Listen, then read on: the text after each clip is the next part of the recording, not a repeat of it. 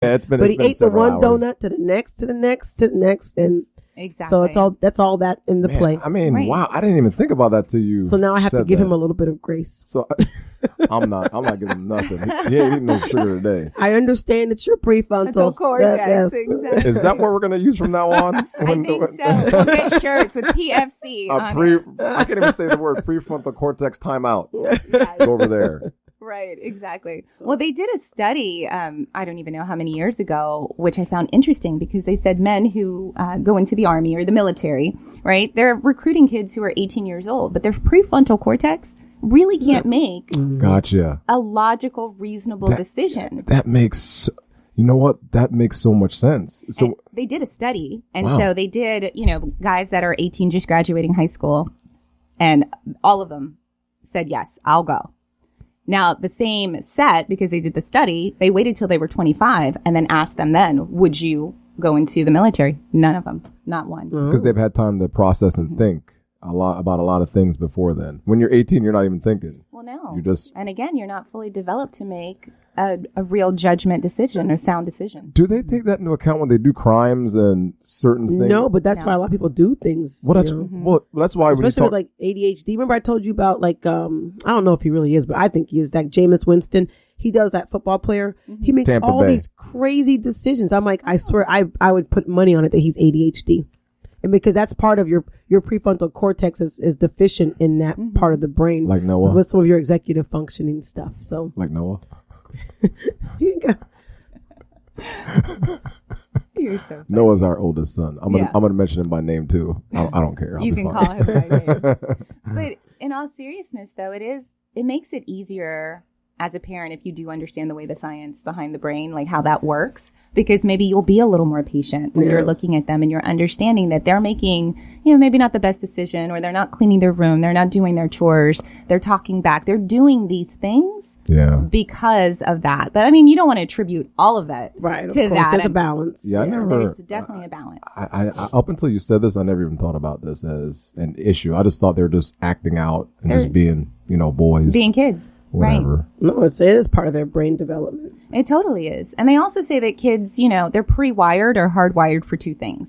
It's either they want attention or they want independence. So there's usually going to be a power struggle. Ours is attention. It's attention. Oh, by far. It's not power, because you ain't getting no power in this house. But yeah, I mean, unfortunately, Ian and I are that's why we were talking about this the other day. Kind of digress for a second, but we're both so busy right now that we are not focusing enough on our kids, and we have to figure out how to pull back and find that balance to give them more time and attention, because they they need that. That's what kids want. That's what they want from their parent. They want to be loved.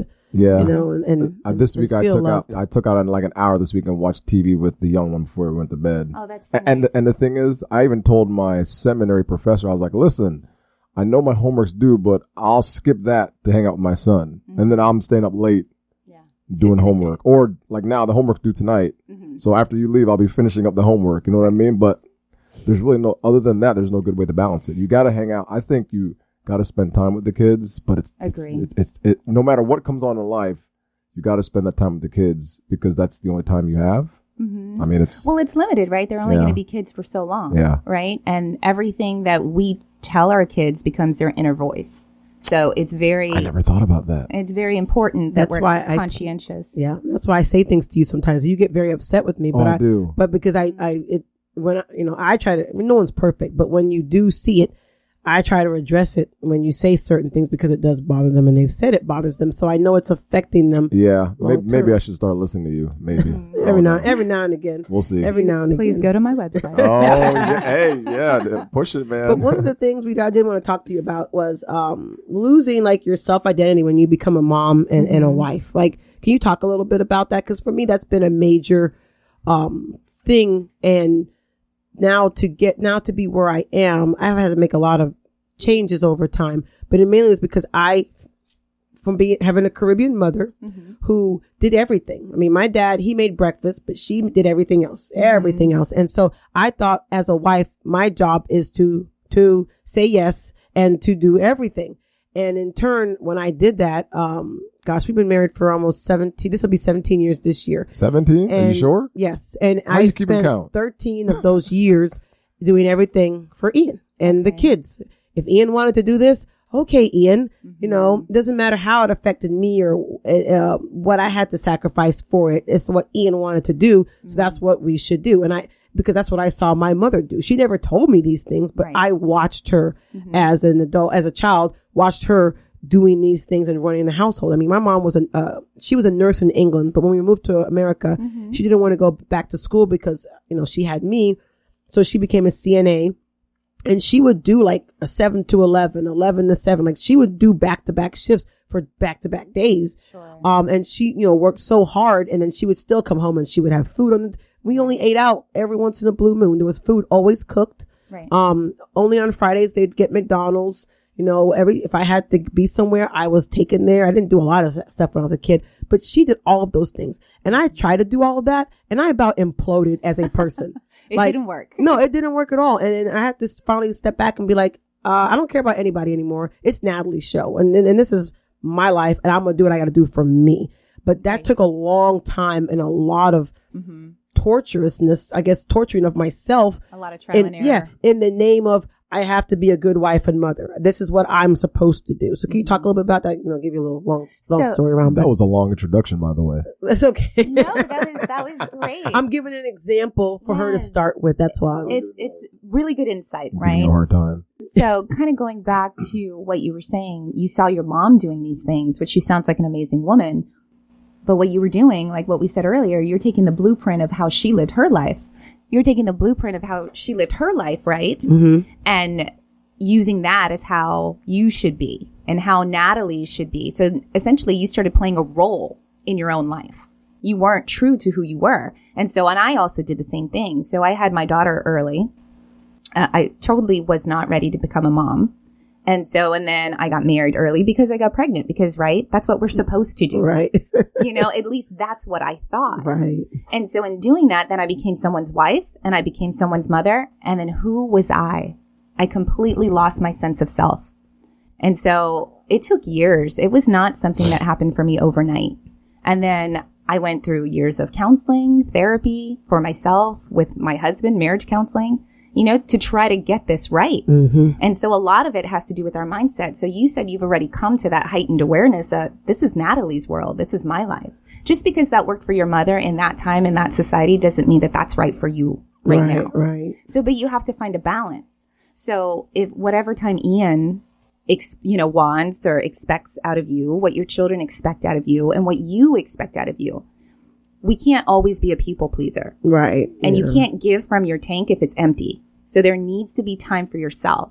There's been a shift I've noticed in the past couple of years where people look at it as, well, if I take time for myself, I'm being selfish. It's not selfish. It's self-care. Right. And more importantly than ever, emotional wellness is important. And that's one of the reasons why I decided to go into this business and have a heart-centered business to help women like you and like others see that we don't have to lose ourselves and put everyone else first and ourselves last. Okay. Life is so much more than that. Right. So what is something like just a beginning step for someone out there who may say, hey, I think I'm that person. Like I do everything for everybody and I want to change. Like what is something that they can begin to do other than, it'll be great if they can come to you as a life coach or someone else. But if they can't at this moment in time, or just something, a first step maybe that will eventually get them to where they can get the help. One of the things which I like to do with all of my clients, and I think I would love for your listeners to put this into practice. A lot of us don't have goals. So one thing you need to do is ask yourself, what's my goal? Because that's the roadmap for success. If we're just going along life, living every day, how do you know what's the measurement of success if you're not trying to hit something? So whether that be a goal in business, a personal goal, relationship goal, there should be goals. And the second thing on top of that, and this is where we really miss the bus, is setting intentions. Who do I want to be today? How do I want to show up? Because if you think about it, a lot of people are just reactive versus responsive. So you wake up in the morning, you go to work, you start your day, somebody says something to you, or there's a circumstance or an issue, you react. Versus if you would have set an intention, let's say, I intend to be a patient person today. Yeah, Ian, set that intention. Why you call me out like that? I set myself up every day. That we need that intention. I'm very intentional. We need that Actually, you're right. I do need to probably right. set some goals. You could totally set the goals, but set the intention, because that's who I want to be today. So now we're living a deliberate life. We're living life on purpose versus just always being in a reactive state. Right. So like not just existing, but being an active participant in our lives. How do you get people to get out of that mode though? Because I think the majority of people out there in this just they're not really thinking. They're just like you said, just go. They and how do they become aware of their own self? That's a good question, right? So did you know if you ask most people over the age of 30, hey, what's new? They'll say nothing's new. And that's mainly because we're all living in default mode. Whoa. Like we're little robots, sorry. We're autopilot. Like the Matrix. Uh-oh. Man. If I see Neo anywhere, I don't know. Maybe we can bend backwards. The red pill or the blue pill, buddy. There you go, right? So it's either you're going to stay in default mode or you're going to realize, you know what? I'm missing something. A lot of people feel like, you know what? My life's not too bad. Like I'm doing the thing. I've checked off all the boxes this first half of my life, right? Maybe I got married. Maybe I bought a house. I had some kids. I'm checking the boxes off. But now we're here. And when you realize that something's not quite right, or maybe there's more to life, that's when you begin to look at things differently and change your mindset. Interesting. Yeah. See, for me, where I decided to change my life and turn things around. Well, partly I had like a major not a meltdown, but I felt like my life was about to lose control at any moment. But then also I'm a Facebook junkie. I'm always on Facebook. I would read my Facebook memories because I used to write a lot. When something's new, you're just talking. It's all social media is all new. I used to write so much crap on my Facebook. I don't do it as much now. I'm more of a meme sharer, but I used to write so much stuff. She did. And Stop writing. You write too much. And I would read my Facebook memories. Yeah. As the years have progressed, and I was like, oh my God, this memory is the same thing I feel today. And I felt that thing. That was, oh snap, that was 4 years ago. How many years ago? And I was just like, I'm in the same, every year goes by, I'm in the same place. I feel the same. Everything's the same and nothing is changing. And for me, that was like the light bulb. Plus I'm a little therapist lady, but that was like my light bulb for myself that, hey, your time is almost up on this earth. Every day that clock ticks, you're down another minute, second, hour, day on this earth. And how do you want to spend the rest of that time that you do have? Do you want to spend it with regret? Like, oh gosh, I wish I had, or, I'm like, no, I want to have accomplished something in my life. And that's where, once I got to that point, that's where things began to change for me. The light bulb went off. Yes. And then also, I guess you talked about therapists. I have a therapist. I go, I used to go every week for a while when I was like really bad, but then now I go once a month. But she's also helped me to say like, I tell Ian no now. Before it was like, oh, but Ian wants to do this. I need to find a way to help him to do this. Now it's no, I can't do that. I'm busy. You figure it out, And before that was hard for me to do. I mean, I'm a people pleaser by nature, and I've had to learn to step back because I just want to help people. I think you're right. I think most couples go through that where the moms just say yes, yes, yes all the time. Yeah. And then I'm telling you, and then the dads get very comfortable, but then they get mad when the mom or wife tries to change. When they decide, then they get frustrated. Different. Why are you doing this? Because I went through that. So all you men out there, get over it. The thing is, it's true. You got to learn to realize that, there's two making this work, and, we got to find ourselves. This is a very good conversation. Yes. I mean, almost uncomfortable, but I'm glad we're having it. Yes, because Ian, you were the spoiled guy, I was very spoiled. Everything was about Ian. Bodybuilder. Everything he wanted world to champion. Do. Yeah. Everything he wanted to do, he got to do. And I just kept watching on the sidelines. So, I know that mindset thing is a major thing. And for me, having changed some of my mindset, now I'm actually feel like I'm moving forward towards my goals. Right. It's very slow. It's been a long process. It's not something that happened for me overnight. Sure. But I have progressively moved, forward into changing that and reading things. And like, I think I have, there's a thing on Facebook, a page called Goalcast. Oh, have you ever heard of that? I have not. You should check it out. They have really good inspirational videos and different things. And so I have that like as one of my first things. Like that's one thing I kind of learned a couple years ago. We were in debt, and I was like, I got to get out of debt. And then I did Dave Ramsey. And what I would do is I'd listen to his show every day for the whole 3 hours. Yeah. And I realized by doing that, I was changing my thought process with money. And so now for me, I realize like if to change my mindset, I have to put those things that I need, those positive things into my mind. So like I use that goal cast. I have it where it comes up as one of my